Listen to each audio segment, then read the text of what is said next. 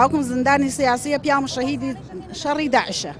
نۆ مانگە موچەکانمانیان بڕیەتانێ خۆم وەتانە پشتم عملیات کردوێتانێ بە کۆڵێ پارە لە جێگە کەوتمە بەم گاچۆنەوە هاتمەتە ڕوێستەوەتوان چی بڕێویانە؟ ئەی وەڵای نازانم. کاک پاڤڵ بێرە سەرخەت بزانم بۆچی موچەکەمان نادەیتێ. کاک مەسعود بەرزانی بێرە سەرخەت بۆچی موچەکەمان بڕیاوە بۆ موچەکەمان نادەیتێ. وەڵای ئێمە هاتین بۆ داواکاری موچەکانمان.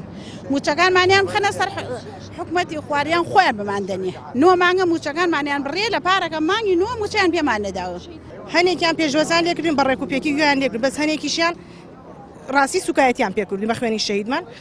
دوای ئەوەش گوێ بەرپرس کەس نایاتە سەرخەت هەر کەسە قسە لەگەڵ هەر کەسێکان هەڵێن پەلەتان چییە لە دوای 10 ساڵ ئەوە وەفاکەیانە بە خوێنی شەهید و مناڵی شەهید موچەیشیان ڕاگردوین ئەیانوێ ئێستا بە یەک مانگ موچە دەمی کەسوکاری شەهید بنی بەڵام لەگەڵ ڕێزمان کەسوکاری شەهیدەوە نەفسی نزم نییە بە یەک مانگ موچە هیچ ڕاست نییە. یەکیان خۆم چەند جار عقوبە دراوم لەسەر کۆمنتم کردووە کە یەکەم موشە کۆبوونەکانی ئەڵێن کەسوکاری شەهید چەند جار لەسەر عقوبە دراوم من کە کۆمنتم وەڵام کەسوکاری شەهید یەکەم موشەی وەڵێن خوێنی شەهیدەکانمان یەکێتی دروست کردووە بەڵام لەم لاوە دژایەتەکەم بەرامبەر کەسوکاری شەهید و حساب و کەسوکاری شەهید ناکرد لە ناو یەکێتیان